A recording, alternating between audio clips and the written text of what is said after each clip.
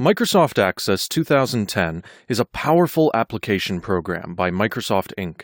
used to create and format computerized databases. In databases, the information is organized in tables that make creating forms, queries, and reports simple.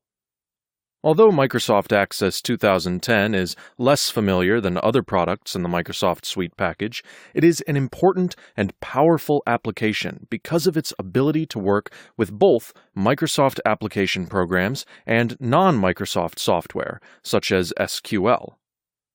Microsoft Access 2010 is convenient software for creating desktop databases or small network computer databases. It aids in managing personal or business data.